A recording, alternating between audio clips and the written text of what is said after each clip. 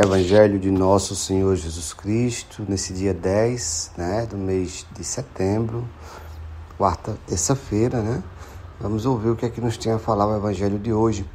E, mais uma vez, seguindo aquele link, durante esse período eleitoral, da campanha sobre o que diz a mensagem do Evangelho, que nós podemos absorver e compreender e aprender juntos, referente ao momento que nós passamos. Me sinto, mais uma vez, aqueles que ouvem pela primeira vez, e os que seguem ouvindo, me sinto preparado para falar de tal tema, pois vivi a vida pública aí durante 14, 15, 16 anos da minha vida,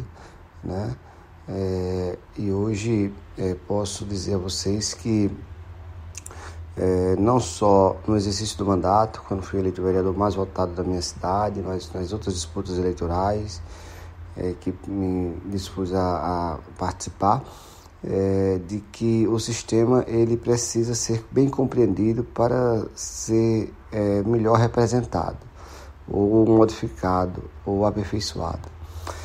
Mas vamos lá, o que é que nos diz a mensagem do Evangelho. A partir dela, vamos ouvir o que é que nós podemos compreender referente ao momento atual, nesse dia de hoje, da eleição. Evangelho segundo São Lucas, e assim disse: naqueles dias, Jesus foi à montanha para rezar e passou a noite toda em oração a Deus. Jesus desceu da montanha com os discípulos e parou em um lugar plano. Vieram para ouvir Jesus muitos a serem curados de suas doenças. E aqueles que estavam atormentados por espíritos maus também foram curados. A multidão toda procurava tocar em Jesus, porque uma força saía dele e curava a todos. Olhe, essa deve ser a idolatria que nós devemos dispor a nosso Senhor Jesus Cristo, a nosso Deus. Eu começo dizendo a vocês: não idolatremos uns aos outros. Não somos dignos, nós humanos não somos dignos.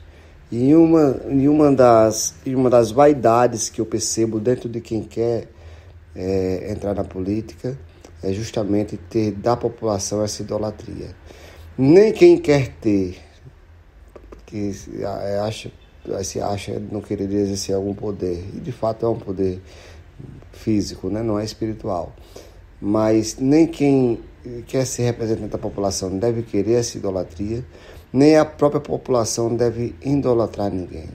Se você gosta de um candidato porque ele serviu ao meio social em que lhe agrada, se você tem vínculos com esse trabalho desse seu candidato, ou desse seu representante, e o que estou falando eu pregava também na prática quando eu exercia o mandato público. Eu nunca gostei de idolatria, eu sempre respeitava a todos de forma igual, do presidente da República à pessoa mais humilde que eu encontrasse.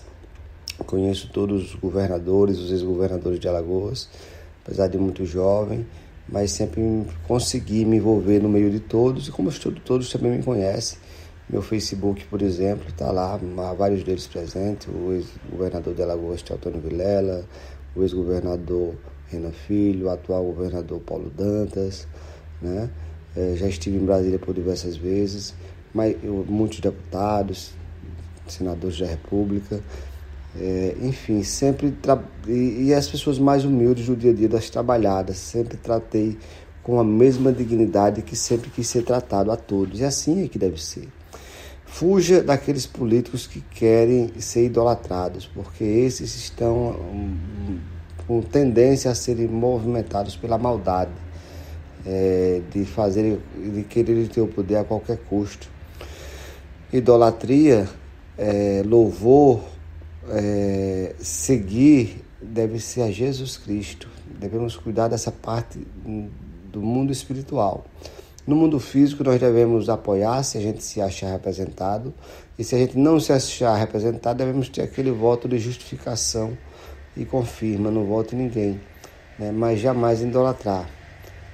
Não seja crente nesse aspecto físico. Ontem eu iniciava dizendo, e aí eu disse 2 dos 3 motivos que eu considero importantes para o aperfeiçoamento do sistema, que nasceu, infelizmente, com problemas, segue com problemas. Nosso sistema eleitoral e político hoje está por si só contaminado com a corrupção, não consegue se livrar dela, mas tem alguns caminhos para minimizá-la ao máximo, até um dia nós conseguirmos tornar ela sociável o suficiente para cuidar de bons planos de aperfeiçoamento humano, de oportunidade para todos, para aqueles que já têm consciência e aqueles que ainda precisam adquiri-las, de que temos uma vida a viver não só física, mas também mental, o cuidado do nosso pensamento, das nossas ideias, e também espiritual, que é a acumulação das nossas experiências e também de onde vêm as consequências dos nossos erros, aos religiosos o pecado, né, aos positivistas o crime, enfim, o mundo espiritual ele tem muito a nos ajudar a aperfeiçoar como seres humanos melhores. E eu dizia dois dos 3 pontos, que o primeiro que eu falei foi sobre a situação de termos, não é, uma eleição de forma mais justa, aonde tivéssemos a representatividade de todos, aonde, por exemplo, as classes menos favorecidas financeiramente pudessem ter igual competição com as mais favorecidas. E aí eu diria que deveria haver aí uma cota, 50% de livre concorrência para todas as classes e 50% para a classe baixa, né, para aquelas pessoas que estão dentro do Bolsa Família, estão dentro dos programas sociais, e ser assegurado a essa classe a participação, tanto é que mais de 50% da população brasileira que fica sem representatividade, né? E nesse aspecto seria muito importante. E o terceiro ponto que eu queria trazer hoje, né, seria justamente o de nós poder, e aí você veja o evangelho de ontem para você poder se sintonizar melhor com o de hoje.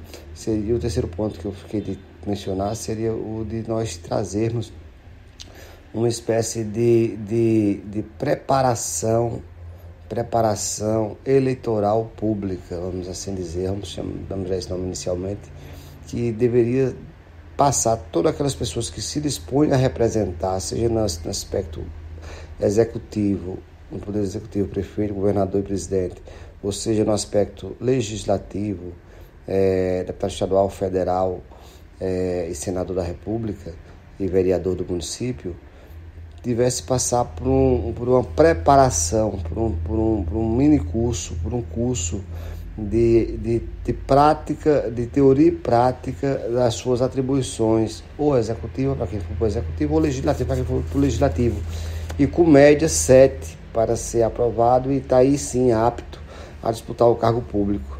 E assim, dessa forma, nós não estaríamos excluindo ninguém, porque tem muita gente das classes baixas que tem muita capacidade e com toda certeza conseguiria passar nesses testes, assim como tem de todas as classes. E assim nós teríamos pessoas mais preparadas para saber o papel que vai desempenhar eleito sendo, né? E hoje, do jeito que está muito solto. E não podemos ter aquela crítica, o analfabeto.